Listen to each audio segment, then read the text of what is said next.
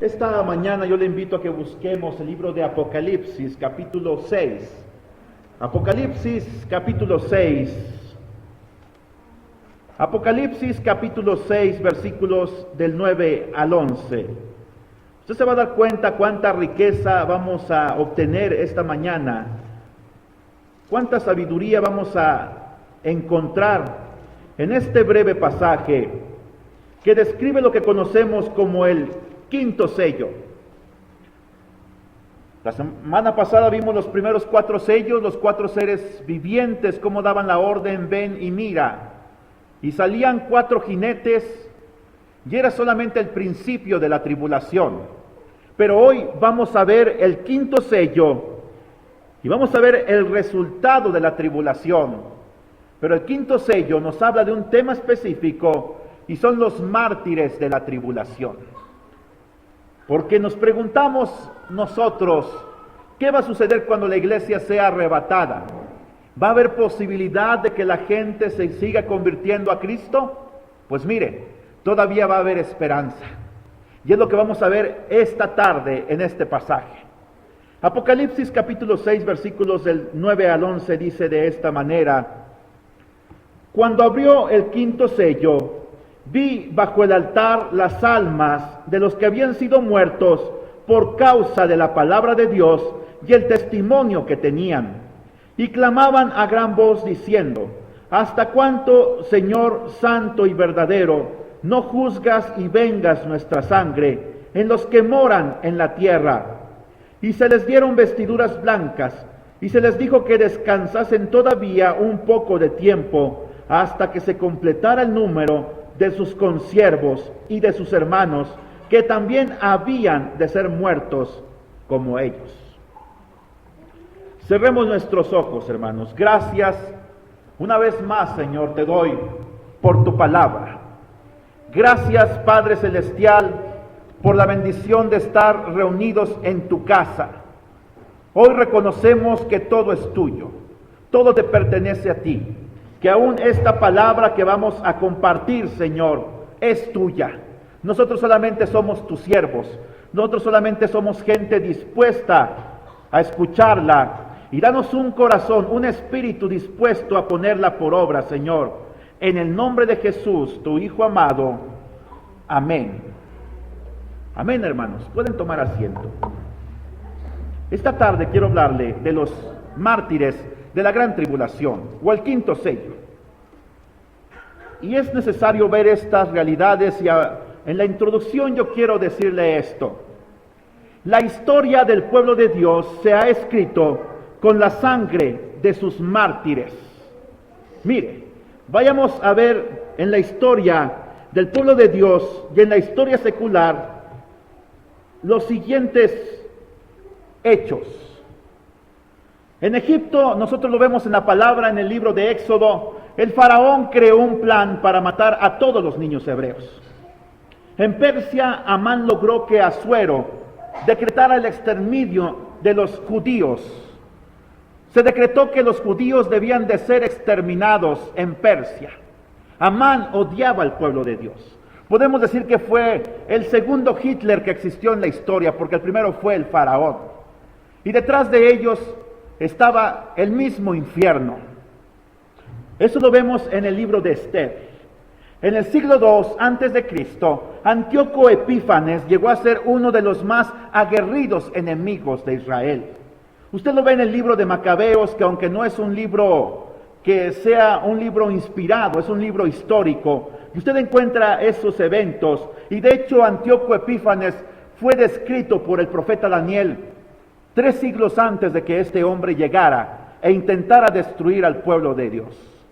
En el Nuevo Testamento, Herodes el Grande ordenó la masacre de los niños de Belén, y eso lo encontramos en el Evangelio de Mateo y en el Evangelio de Lucas.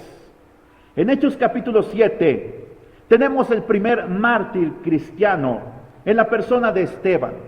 Él acusó a los altos dignatarios de Israel y romanos de ser los causantes de la muerte de Jesucristo, y por eso fue apedreado. Y recordamos que su última oración fue esta: Señor, no les tomes en cuenta este pecado. Esa es la oración de los mártires de Cristo. No les tomes en cuenta este pecado. Y tome usted en cuenta esto que le he dicho, porque la oración de los mártires que están bajo el altar, en la presencia de Dios, es muy distinta. En Hechos 12, Herodes Antipas mandó matar a Jacobo. Usted recuerda que un día Jacobo y Juan le dijeron al Señor Jesucristo: cuando vengas en tu reino, tú, Señor, haz que uno de nosotros esté a tu derecha y otro a tu izquierda. Y Jesucristo dijo: ustedes no saben lo que piden. Si pueden beber la copa que yo voy a beber, entonces será hecho. Y ellos tuvieron que padecer la copa del martirio. En Hechos 12, Jacobo. En Apocalipsis, en la isla de Patmos, Juan. Así que nos damos cuenta que el martirio, el sufrimiento, la persecución, es una herencia común del pueblo de Dios. En Apocalipsis encontramos a Policarpo, además, quien fue quemado en la estaca. En la carta a Pérgamo encontramos a Antipas, mártir por su fe en Dios. Más adelante en la historia, entre los años 301 al 311, hubo 10 años de persecución durante el gobierno del emperador Diocleciano. Durante la Inquisición, cientos de miles de personas también fueron perseguidas. Aunque la Iglesia Católica y el gobierno español no lo reconocen, ellos fueron los causantes de que una gran multitud de cristianos fueran martirizados durante la que ellos llamaron la Santa Inquisición, que de santo no tiene nada el matar a los santos de Dios. En 1572, entre el 23 y el 27 de agosto, en lo que hoy conocemos como Francia, se hizo una matanza contra los hugonotes cristianos, que era un grupo calvinista que profesaban tener fe en Jesucristo. Se le llamó a ese evento la matanza de San Bartolomé. Sigamos adelante. Cientos de cristianos perdieron su vida en China durante la rebelión de los Boxers, que fue una revolución que aconteció en aquel país entre los años 1899 y 1901. A los creyentes rusos se les enviaba a los campamentos de trabajos forzados a Siberia. En el Polo Norte, usted sabe que esa región es de las más frías y áridas de la tierra.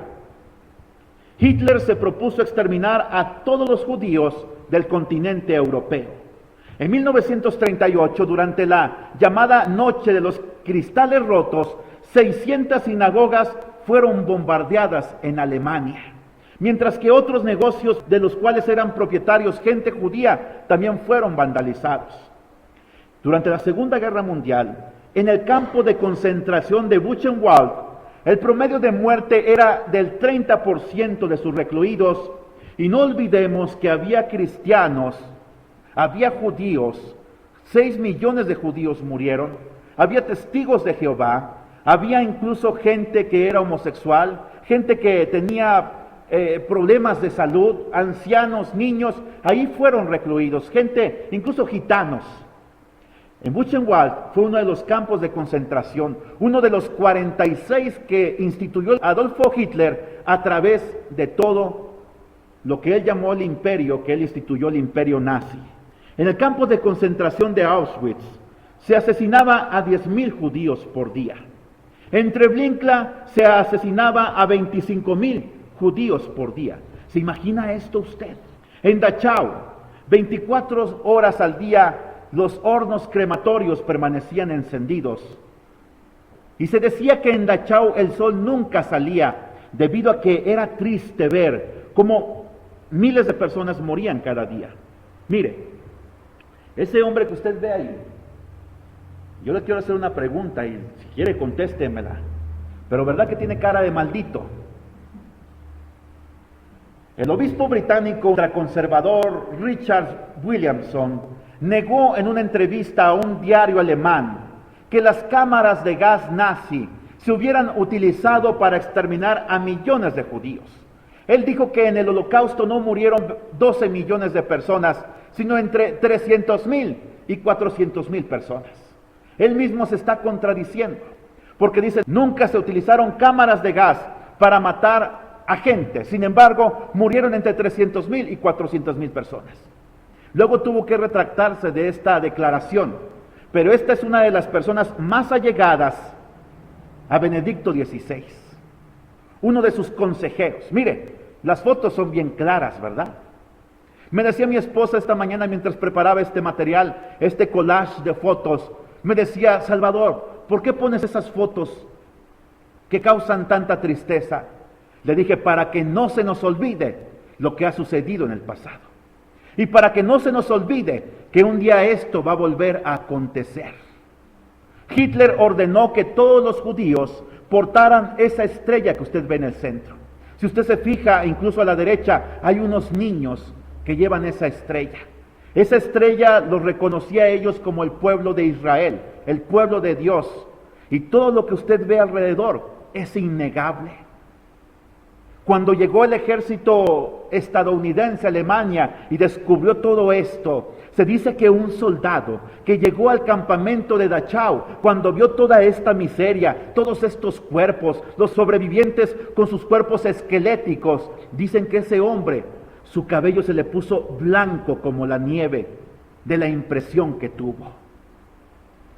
No se nos olvide que esto aconteció, y no se nos olvide que durante la gran tribulación esto va a volver a suceder. Nada más vea las cifras. Auschwitz, 1.400.000 personas murieron. Es una cantidad de gente terrible, casi el doble de lo que tiene Saltillo de población. ¿Qué otro lugar? Treblinka, 870.000 personas. ¿Por qué le estoy dando todos estos datos? Mire, ¿sabe quién es ese hombre? Joseph Ratzinger. De joven se enroló en la juventud hitleriana en 1941. Él formaba parte de las tropas de Hitler, de la gente que se encargaba de propagar su doctrina entre los alemanes, entre la juventud. ¿Sabe quién es ese hombre? Benedicto XVI. Usted lo ve con su uniforme. Joseph Ratzinger, hoy Benedicto XVI con uniforme nazi en 1940. Lo ve allí, ya hoy anciano, pero lo ve allí con sus vestiduras clericales, mientras levanta su mano a la derecha y diciendo: ¡Heil Hitler! ¿Se fija usted? Nada más lo dejo como dato biográfico o dato histórico, porque en Apocalipsis Juan afirma que el fin de la persecución aún no ha llegado. Los judíos todavía, pese a que hoy en la historia han sufrido demasiado, en la gran tribulación van a sufrir aún más. Los 4 primeros sellos estaban conectados con un ser viviente y con un caballo. Así que estos sellos tienen que ver con el gobierno humano que está detrás de la persecución. Pero sigamos adelante. Los próximos 3 sellos tienen que ver con la intervención divina. Los primeros 4 sellos llega el jinete del caballo blanco, que es el anticristo, y desata la guerra, desata el hambre, desata la persecución, desata la muerte. Pero ahora Dios tiene el control de las cosas. Y de hecho Dios siempre ha estado detrás de todos estos eventos que van a suceder en el futuro. Dios sabe lo que va a suceder en la tierra. El 5.º sello es la respuesta a una acción. En el 5.º sello vemos los resultados de la persecución, no la persecución en sí. Aquí los mártires se nos presentan como muertos y estando en el cielo. Es que cuando venga el anticristo después del arrebatamiento de la iglesia, este hombre que será gobernado por Satanás, él se va a oponer a todo lo que tiene que ver con Dios. Pero no solamente eso, sino que va a destruir al pueblo de Dios. Vamos a seguir adelante porque quiero aclarar esta idea. Vamos a ver el contexto del martirio de los mártires que hemos visto en Apocalipsis 6, versículos del 9 al 11. Recordemos que la iglesia ya ha salido de la tierra porque ya ha sido arrebatada. 3 preguntas hay que hacernos. ¿Cómo perdieron su vida estos mártires? ¿De dónde vinieron? ¿Quiénes son? Nótese que los mártires están muertos, mientras que sus asesinos aún están sobre la tierra. Versículo 10 de Apocalipsis capítulo 6 dice de esta manera: clamaban a gran voz diciendo: ¿hasta cuándo, Señor santo y verdadero, vas a tardar en juzgar y vengar nuestra sangre de los que habitan sobre la tierra? Los mártires están muertos, pero sus asesinos están sobre la tierra. Entonces, ¿quiénes son? Son los mártires que han salido de la gran tribulación. La tribulación que se ha desatado sobre la tierra. Lo que sucede en el cielo concuerda con lo que sucede en la tierra. Ellos están en el cielo. No son nosotros que estaremos después de haber sido arrebatados. Es un grupo especial de creyentes que a raíz de la persecución que el anticristo inició contra aquellos que se le oponen, fueron muertos por su fe. Ellos son víctimas de los primeros 4 juicios que hemos examinado. ¿Sabe usted que muchos judíos van a volver a Dios en ese día? ¿Lo sabía usted que va a haber una gran conversión en masa de cristianos en ese día? Mire, Romanos 11, 25 y 26. Busque en su Biblia. Dice de esta manera: no quiero, hermanos, que ignoréis este misterio, para que no seáis arrogantes en cuanto a vosotros mismos. El endurecimiento de una parte de Israel durará hasta que haya entrado la plenitud de los gentiles. Hoy el pueblo de Israel está endurecido contra el Mesías auténtico que es Jesucristo. Conozco una persona que en el pueblo de Israel tiene la congregación de creyentes cristianos mesiánicos más grande. ¿Sabe cuántos son? 60. En todo Israel es la congregación más grande. Un grupito como el que nos reunimos aquí cuando venimos todos a la iglesia. 60 personas. Dicen, allí es tan difícil ser cristiano entre el pueblo de Israel como lo es entre los pueblos árabes. Ustedes saben los problemas que enfrentan nuestros misioneros en lo que conocemos como la Cortina 1040, que es una región entre los musulmanes que rechaza a Jesucristo. Para ellos Mahoma es su profeta y Alá es su Dios. ¿Verdad que sí, hermana Lupana? Usted conoce misioneros, tiene familiares que predican el evangelio en aquellos lugares. Y ellos le han dado testimonio de lo difícil que es contactar gente y hacerla cristiana. Pues en Israel también lo es, porque ellos rechazan al Mesías. Para ellos el Mesías aún no ha llegado. Ellos, de hecho, la palabra que está en Isaías 53, que describe todos los sufrimientos que enfrentó Jesucristo, ellos lo rechazan. Las profecías de Daniel de las 70 semanas, ellos la rechazan, porque saben que ahí está contabilizado la época exacta en la que vino el Mesías por primera vez a la tierra, al pueblo de Israel. Por eso es que ellos no quieren saber de Jesucristo. Y dice el apóstol Pablo que hay endurecimiento en el pueblo de Israel. ¿Hasta cuándo? Hasta que la plenitud de los gentiles se haya cumplido. Hasta que todos los gentiles sean salvos. Y no se le olvide que usted y yo somos gentiles. Nosotros no somos israelitas ni judíos. Por eso es que yo no uso la mentada kipá, que es un gorrito que usan algunas personas que se ven muy ridículas con él, porque pretenden ser judíos. Nosotros no somos judíos. Entonces, mire, el pueblo de Israel hoy está endurecido. Dice el versículo 26, luego todo Israel será salvo, todo Israel será salvo. Como está escrito, vendrá de Sión el libertador que apartará de Jacob la impiedad. Dios en un momento va a volver a tratar con el pueblo de Israel. Esto va a ser después del arrebatamiento de la iglesia. Va a ser durante la gran tribulación. Ahora, ¿cómo va a ser salva la gente durante la gran tribulación? Porque estos mártires que hemos visto bajo el altar, en el capítulo 6, mayormente serán judíos.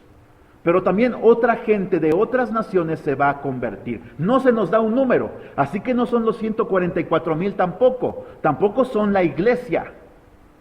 Es un grupo especial de creyentes. ¿Y cómo van a ser salvos estas personas? Miren, en primer lugar, mediante el testimonio y los milagros de los 2 testigos.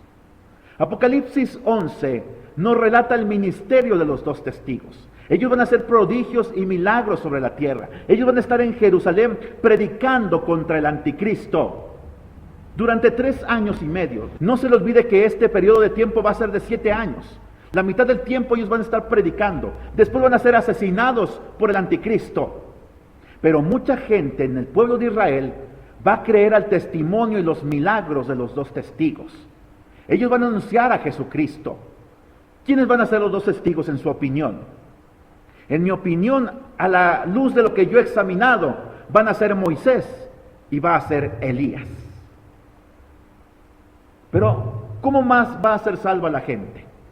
Y yo me imagino que no solamente 144,000 van a ser salvos por la predicación de los 2 testigos. Me imagino que además, vía televisión, vía enlace TVN, incluso me atrevo a decir que vía Mariavisión, la gente va a ver alrededor del mundo el testimonio de los dos testigos. Por televisión. Mire, además, habrá 144,000 israelitas sellados, que son los que van a hacer caso al testimonio de los dos testigos. ¿Qué otro testigo habrá? Habrá testigos mudos. ¿Quiénes son? Ejemplares de la Biblia a través del mundo. Imagínense que Cristo viniera hoy por nosotros. Cada uno de ustedes tiene una Biblia en su mano. Todas estas notas se quedan aquí. La Biblia abierta en Apocalipsis. Su Biblia igualmente. La puerta se quedará abierta de este templo. Sus familiares que no conozcan a Cristo y que no fueron arrebatados, van a venirnos a buscar a usted y a mí. Y entonces la gente va a ver las Biblias y se va a dar cuenta de que lo que estaba escrito ha sucedido. La iglesia fue arrebatada. Al siguiente día, en sus trabajos, van a darse cuenta que otros tienen la misma experiencia. Al ver las noticias verán que multitudes han desaparecido a través del mundo. Se van a inventar historias como que fueron extraterrestres, como que fue un virus que atacó selectivamente a un segmento de la población, pero finalmente la gente va a concluir que los que fueron arrebatados fueron cristianos. Millones de niños van a desaparecer alrededor del mundo porque ellos son inocentes y le pertenecen a Cristo. Tumbas abiertas alrededor del mundo de gente que murió creyendo en Jesucristo como su Salvador. Pero va a quedar gente que va a recibir el testimonio de los dos testigos, de los 144,000 judíos sellados y de los testigos mudos, que será la palabra de Dios. ¿Sabía usted que 600 millones de Biblias se imprimen cada año alrededor del mundo en diferentes dialectos e idiomas? Así que hay miles de millones de Biblias impresas como testigos mudos de lo que había estado escrito ahí y que un día va a suceder. Entonces la gente va a ser impulsada a leer la palabra de Dios y entonces van a reconocer a Jesucristo como su Salvador.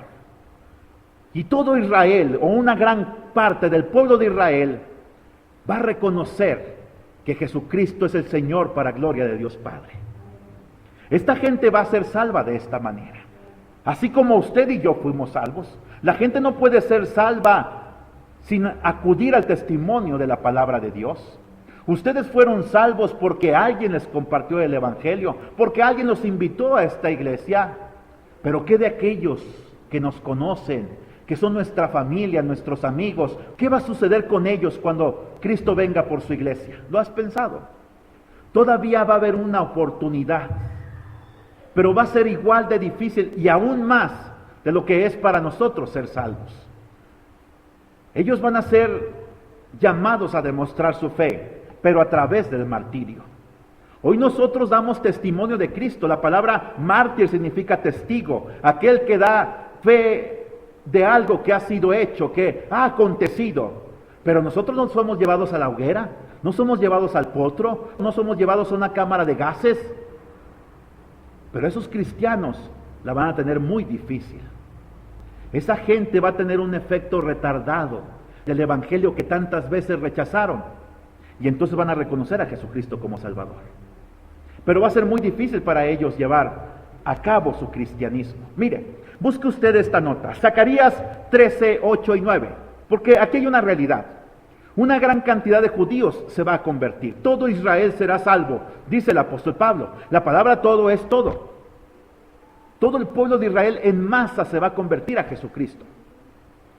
Y es que la realidad es que durante aquel tiempo, hasta 2/3 de la población judía serán asesinados en los tiempos de la gran tribulación. ¿Se acuerda que durante Hitler, su gobierno, su persecución contra el pueblo de Israel, hubo 46 campos de exterminio? 12 millones de personas murieron. La mitad de ellos eran judíos. Hay quien niega estos eventos, pero fueron reales. Los generales norteamericanos se encargaron de tomar fotos. Llevaron a las poblaciones vecinas a aquellos campos de concentración, a que vieran con sus propios ojos lo que había acontecido en esos campos de exterminio. Usted lo sabe. ¿Tiene usted el pasaje en su Biblia? Dice: acontecerá en toda la tierra, dice Jehová, que 2/3 serán exterminados y se perderán, mas el otro tercio quedará en ella. A este tercio lo meteré en el fuego, lo fundiré como se funde la plata, lo probaré como se prueba el oro. Él invocará mi nombre y yo lo oiré, y yo diré: pueblo mío. Él dirá: Jehová es mi Dios. Se refiere al pueblo de Israel. Aunque también va a haber posibilidad de que multitudes a nivel mundial que no son israelitas se puedan convertir a Cristo. Porque no va a haber una limitante. Los testigos de Jehová dicen que solamente 144,000 personas van a ser salvas. Y son cerca de 5 millones de testigos de Jehová alrededor del mundo, dicen ellos. Entonces les quedaron mal las cifras a ellos, ya no cuadran. No tiene sentido que la gente se siga afiliando a esa religión. Mire, en su profecía de los tiempos finales, Jesucristo anunció esta misma verdad. Busque usted en su Biblia Mateo capítulo 24, versículos 8 al 10. Dice así: pero todo esto es solamente principio de dolores. Entonces os entregarán a la gran tribulación, os matarán y seréis odiados por todos por causa de mi nombre. Muchos tropezarán y se entregarán unos a otros, y unos a otros se odiarán. Va a ser un tiempo terrible el de la gran tribulación. Ser cristiano no va a ser cosa fácil para esta gente. La gente será martirizada porque ha aceptado a Jesucristo como Salvador. Eso los ha convertido en enemigos del anticristo. ¿Quiénes son los mártires que están bajo el altar entonces? Son aquellos que fueron salvos durante la gran tribulación. Yo le doy gloria a Dios porque a pesar del juicio todavía va a existir misericordia. Pero mientras van avanzando los juicios, nos damos cuenta en el libro de Apocalipsis que cada vez va a ser más difícil para la gente convertirse a Cristo. Incluso va a llegar el punto en que la gente, en medio del castigo, en medio del dolor, en medio de la muerte, va a maldecir a nuestro Salvador. Y eso va a ser terrible, porque significa que ya no hay esperanza. El corazón se ha endurecido. En segundo lugar, tenemos la causa de su martirio. ¿Cuál fue la causa de su martirio? Mire, Apocalipsis 6:9 en su Biblia, búsquelo por favor, y yo se lo voy a leer. Cuando abrió el quinto sello, vi debajo del altar las almas de los que habían muerto. ¿Por qué? Por causa de la palabra de Dios y del testimonio que tenían. ¿Cuál es la causa por la que esta gente va a ser martirizada? Por causa del testimonio de la palabra de Dios. Y por causa del testimonio que tenían.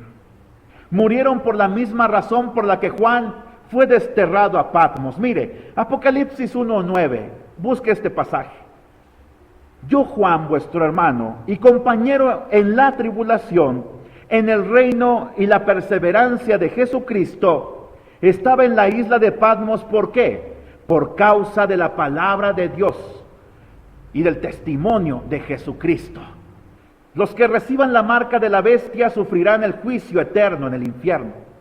Asimismo, los que se rehúsen recibir esta marca sufrirán la ira del anticristo. Sí, va a haber disidentes políticos que van a decir: yo no quiero esa marca, yo no estoy de acuerdo con el gobierno del anticristo, pero ¿no será sinónimo de salvación para ellos? La gente no va a ser salva porque rehúse recibir la marca del anticristo en su mano o en su frente. La gente va a ser salva. ¿Por qué razón? Por causa de la palabra de Dios y del testimonio de Jesucristo en sus vidas.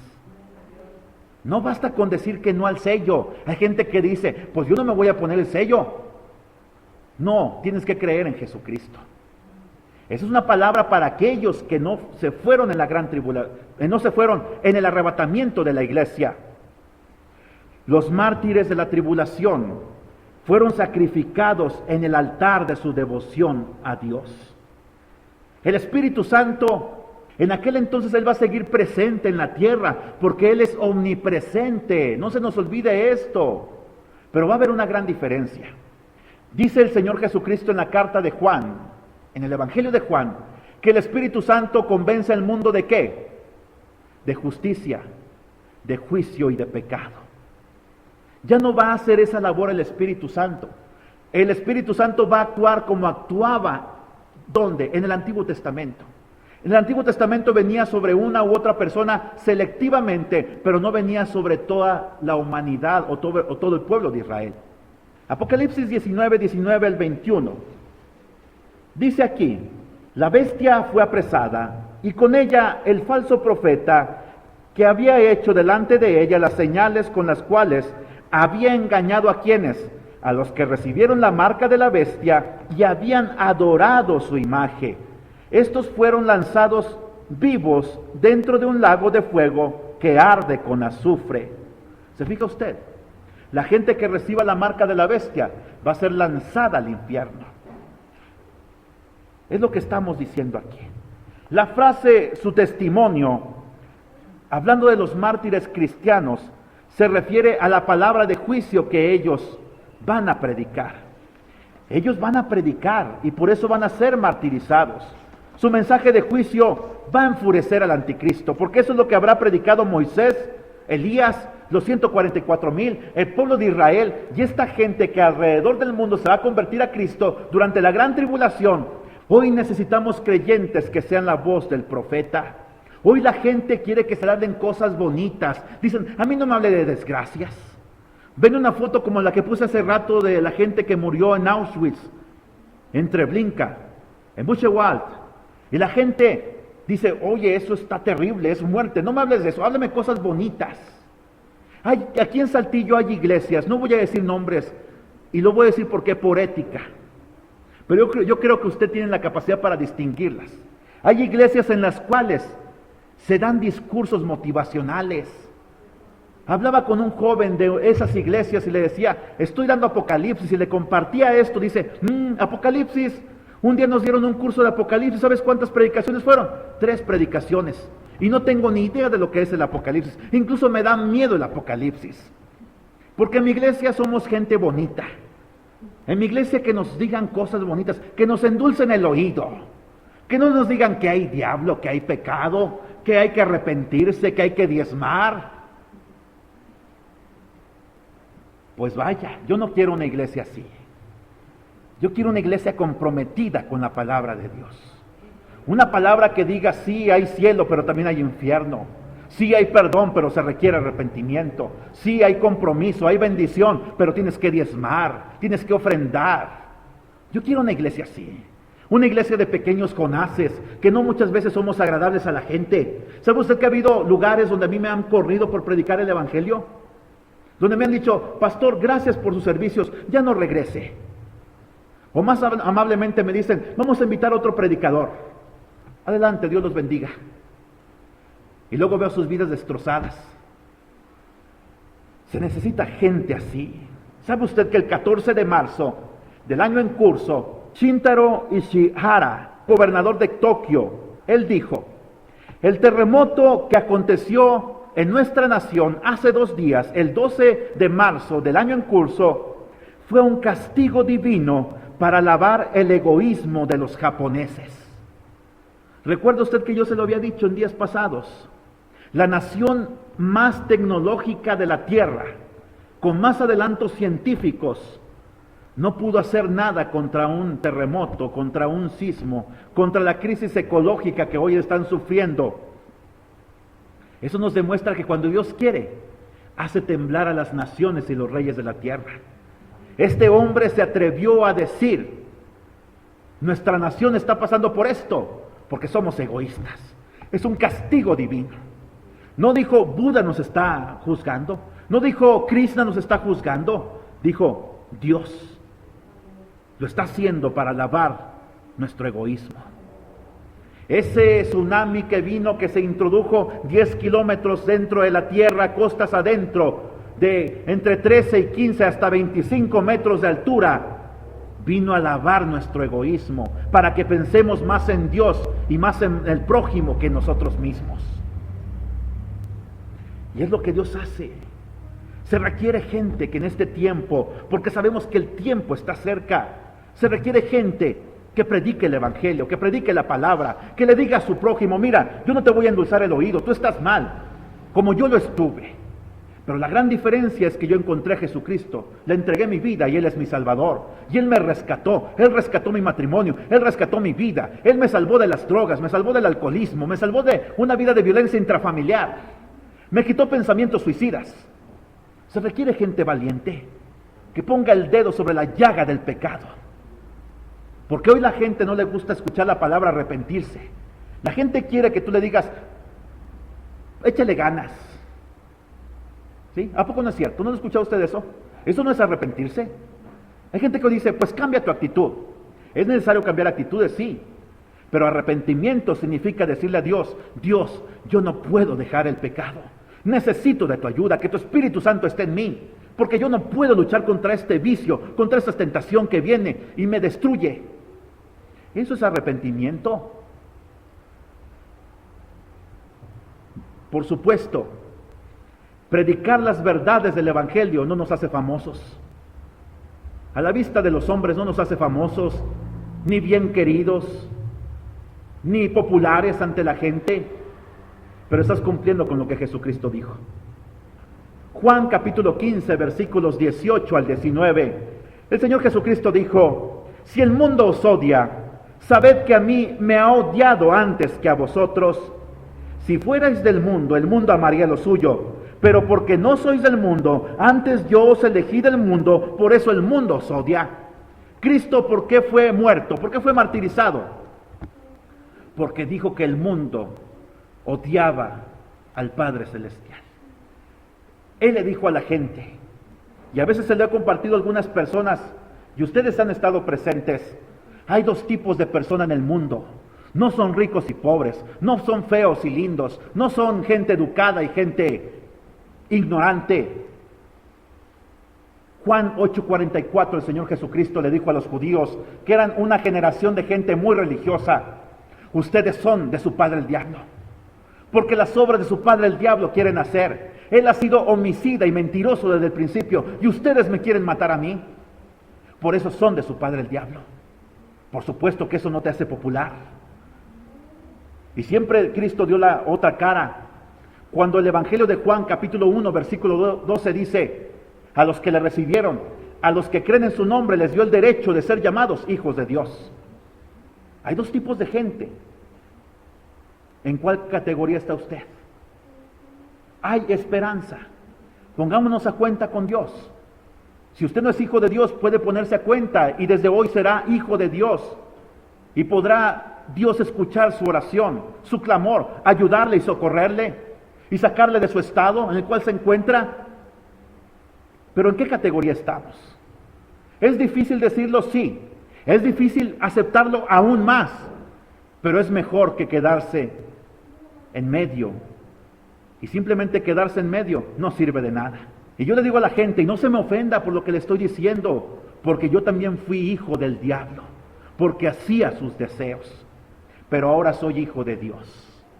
Amén. Ahora veamos y sigamos adelante.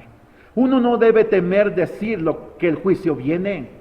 Nos van a tildar de locos, nos van a tildar de fanáticos. Oiga, pero es mejor predicar la verdad que las necedades que la gente cree hoy. Sigamos adelante. La consecuencia de su martirio. Dice el versículo 9 del capítulo 6 de Apocalipsis de esta manera: vi debajo del altar las almas de los que habían muerto. En el Antiguo Testamento, la sangre de los sacrificios se vertía debajo del altar o alrededor del altar. ¿Sabe usted que en el templo de Jerusalén, en el templo de Salomón, en el tabernáculo, en el desierto, había un altar en el que se hacía un sacrificio a Dios? Levítico 4:7. Busque este pasaje o escúchelo por favor. El sacerdote pondrá esa sangre sobre los cuernos del altar que está en el tabernáculo de reunión delante de Jehová, y echará el resto de la sangre del becerro al pie del altar del holocausto que está en la puerta del tabernáculo de reunión. ¿Ve usted esta realidad? Echar la sangre a los pies del altar del holocausto significaba que el sacrificio se había realizado. Vemos estos mártires que están debajo del altar. Y eso significa que su sacrificio, su martirio ha sido realizado, ha sido consumado. ¿Qué fue lo que dijo Jesucristo en la sexta palabra estando en la cruz? Consumado es. Es la misma simbología que estamos viendo aquí. Juan además oye a los mártires clamar. No olvidemos que lo que Juan vio fue una visión. No piense usted que había un altar pequeño y multitudes de personas allí apretujadas. No, es una visión. Él vio aquel grupo de creyentes y todo es una simbología de lo que él pudo captar. Estar debajo del altar es estar cubierto de la sangre de Cristo y de sus méritos. Yo le pregunto a usted, ¿estás cubierto de la sangre de Cristo? ¿Eres salvo? Dios te protege. Ellos serán protegidos en el cielo. Nosotros hoy somos protegidos en la tierra.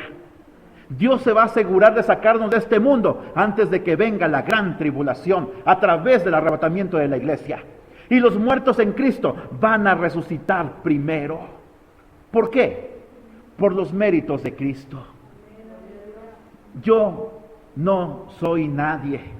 Yo no merezco nada. Ni usted lo merece. El único acto, la única obra que hemos hecho buena en nuestra vida es recibir a Cristo como nuestro Salvador. Y mientras vamos de aquí para allá, Cristo nos protege. Las aguas no pueden ahogarte. El fuego no puede quemarte. Una piedra no puede moler tu cuerpo y volverlo pedazos. Nada pasará a los elegidos de Dios sin que Dios lo haya permitido.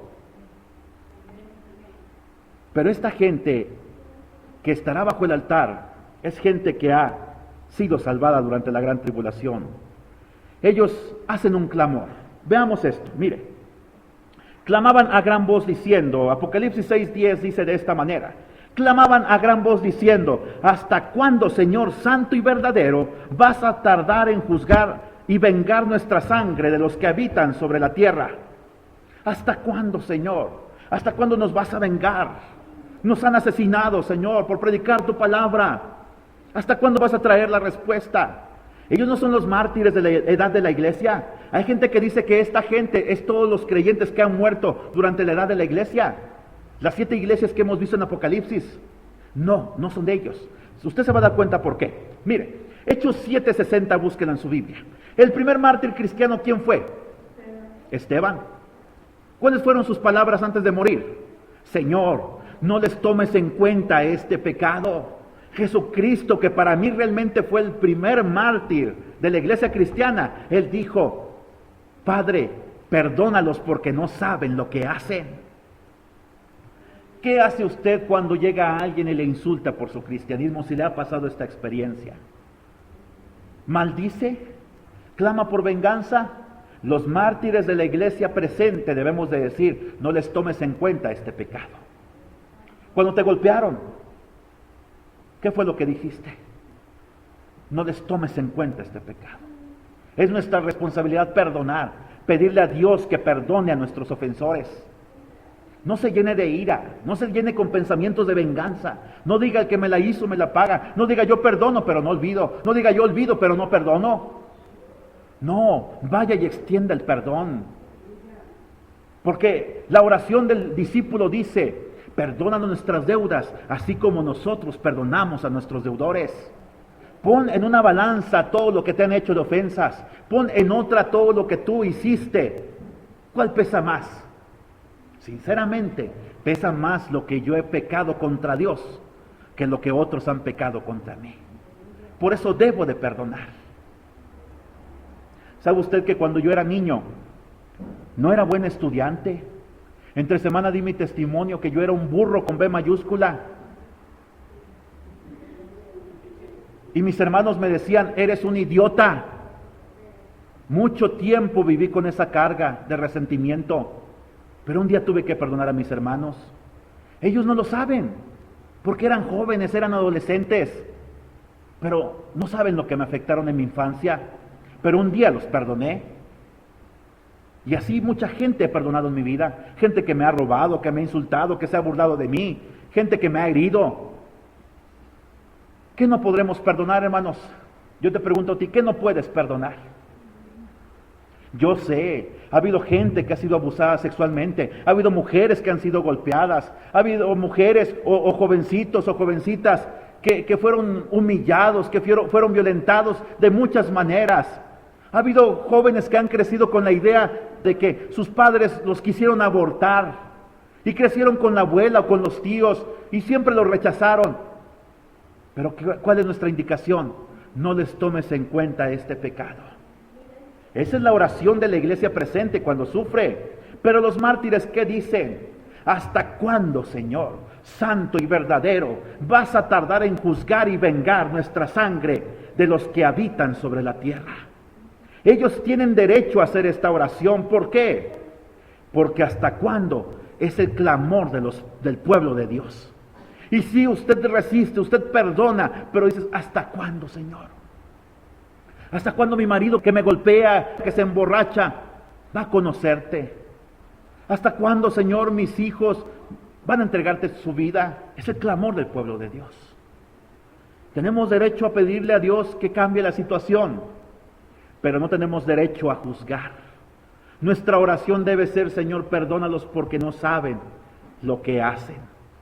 Y mire que sí saben lo que hacen, pero están tan enceguecidos por el mismo Satanás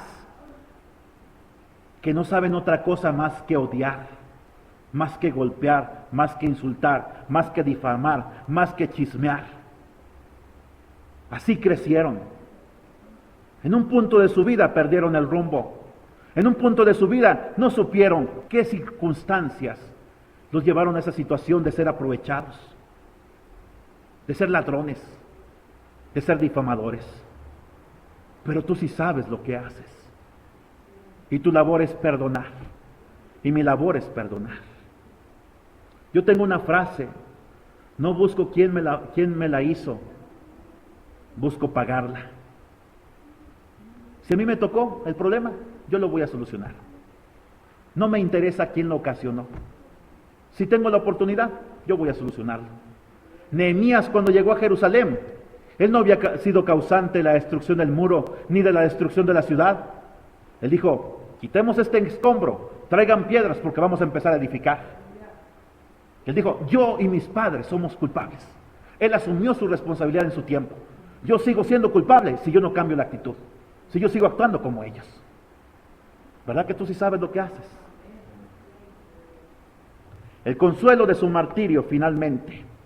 Entonces se les dio vestiduras blancas y se les dijo que descansaran todavía un poco de tiempo hasta que se completara el número de sus consiervos y sus hermanos que también habían de ser muertos como ellos. Apocalipsis 6:11 lo dice. La copa de la iniquidad todavía no está llena.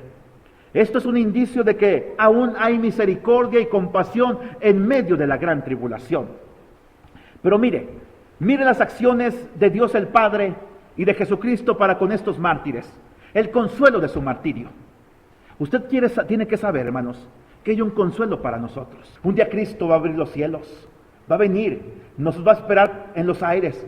Si usted ya murió, va a decir, Talita Cumi, niña, a ti te digo levántate. Pequeño, a ti te digo levántate porque tu gran pastor ha venido por ti. Si usted y yo estamos vivos, nuestros cuerpos van a ser transformados y vamos a recibir al Señor en los aires. ¿Verdad que sí, hermanos? Hay consuelo en medio del martirio. Es una palabra no solamente para los mártires, es una palabra para usted y para mí. Esa situación tan difícil que enfrentas va a terminar.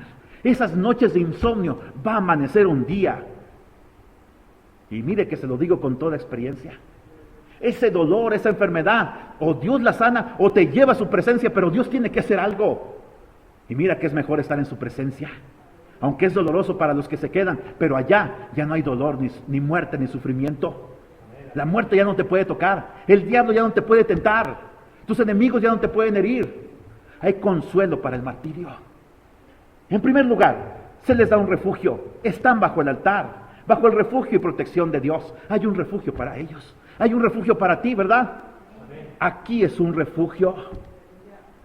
Yo soy muy cuidadoso, hermanos, y lo he estado reflexionando últimamente y digo, ustedes vienen hoy, algunos heridos, algunos con problemas económicos, con problemas de salud, con problemas que ni siquiera han expresado a su mejor amigo, o a su cónyuge, o a sus hijos. Usted viene con problemas. ¿Para qué le quiero yo poner más cargas? porque este es un lugar de refugio. Yo quiero que usted se sienta bien. Es cierto, voy a poner el dedo sobre la llaga en ocasiones, pero es para sanarle. Es para que salga la pus del pecado. Pero mi principal labor es decirle, hay esperanza para ti. Hay esperanza. Dios está contigo. Dios te restaura. Dios te perdona. Yo me identifico contigo porque yo también he caído y a mí Dios me ha levantado. Por eso hay un refugio. Pero además, dice, se les da un descanso. ¿Por qué? Porque otros mártires más serán añadidos antes de la resurrección final. Hay varias resurrecciones. La resurrección que va a acontecer durante el arrebatamiento. Pero después de la gran tribulación, estos mártires van a resucitar también. Mire, Apocalipsis 14:13, vaya a la Biblia. Oí una voz que me decía desde el cielo, escribe. Y son palabras hermosas que incluso usted pudiera mandar poner sobre su tumba cuando usted muera, o que las predique su pastor en su funeral. Sí, hermanos, falta mucho, falta mucho. Hoy no hay salidas para la patria celestial, se lo aseguro, Escribe, bienaventurado de aquí en adelante los muertos que mueren en el Señor. Sí, dice el Espíritu, descansarán de sus trabajos, porque sus obras con ellos siguen. Aún falta un grupo de gente que se va a añadir a estos mártires que están bajo el altar. Es la primera parte, aún falta la segunda parte de la gran tribulación. Aún falta un grupo que se va a añadir antes de la resurrección final, pero a ellos se les ha dado un descanso. Han descansado de sus obras, pero sus obras atestiguan que ellos murieron por el testimonio de Cristo. Así como usted y yo vivimos por el testimonio de Cristo el día de hoy y tenemos que perdonar. En tercer lugar, hermanos, se les da un vestido, pero es de notar que son almas. ¿Cómo puede un alma llevar un vestido? Pues bien, son almas que llevan vestiduras blancas. Y esto nos lleva a una gran pregunta, hermanos, y es esta. ¿Qué clase de cuerpos tendrán antes de que sus propios cuerpos sean resucitados de entre los muertos? Mueren aquí, sus cuerpos vuelven al polvo. Tal vez sean decapitados, tal vez sean llevados a cámaras de gases, tal vez sean llevados al potro y sus cuerpos colocados allí hasta que revientan. Pero sus almas se van a la presencia de Dios y están bajo el altar. Y Juan las vio y vio que llevaban vestiduras blancas. Así que no eran simplemente fantasmas, no eran una materia etérea, no, eran personas que tenían un cuerpo. Pero ¿qué clase de cuerpo tendrán ellos? Mire, los mártires poseen un cuerpo temporal en el cielo antes de recibir sus cuerpos de resurrección. Vayamos a lo que dice la Escritura en segunda carta a los Corintios capítulo 5, los primeros 3 versículos, porque usted mismo se preguntará, bueno, mi familiar murió, fue a la presencia de Dios, pero es un alma, es un espíritu, no se ve, o tiene un cuerpo allá. Pablo nos lo afirma, nos lo aclara. Segunda carta a los Corintios capítulo 5 dice de esta manera, porque sabemos que si nuestra morada terrestre se refiere a nuestro cuerpo de carne y hueso, este tabernáculo se deshiciere. Menciona la palabra tabernáculo porque el tabernáculo era transportable. El tabernáculo no era para siempre, como el cuerpo que usted tiene y el que yo tengo, no son para siempre. Si se deshiciere, tenemos de Dios un edificio es permanente, una casa no hecha de manos, eterna en los cielos. Por eso también gemimos, deseando ser revestidos de aquella nuestra habitación celestial, pues así seremos hallados vestidos y no desnudos. Esta gente no está desnuda, ha sido cubierta por Dios con vestiduras blancas que representan su justicia, su testimonio, su martirio. Así que ellos poseen un cuerpo. Sigamos adelante, hermanos, porque en conclusión quiero decirle 3 cosas. En primer lugar, quiero decirle a usted, a modo de aplicación y de conclusión, en primer lugar, que Dios tiene un plan que incluye todos los detalles. A Dios no se le pasa nada. Si nuestra alma se va a su presencia, Él nos va a dar un cuerpo espiritual.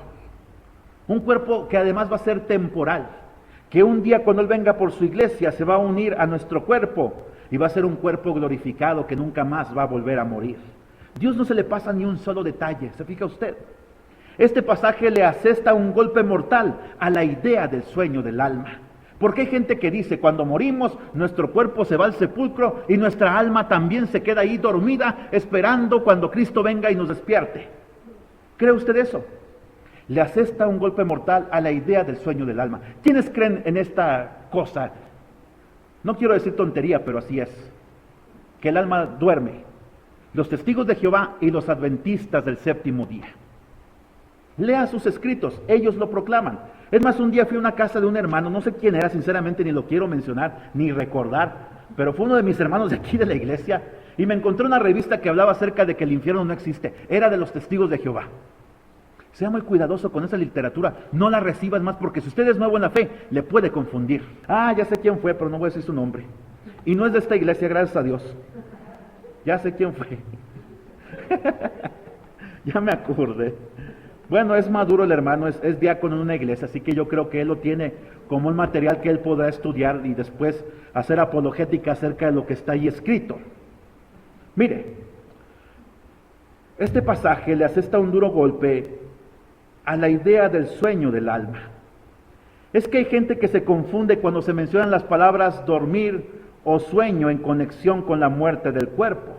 Primera a los Tesalonicenses capítulo 4, versículos 14 al 16.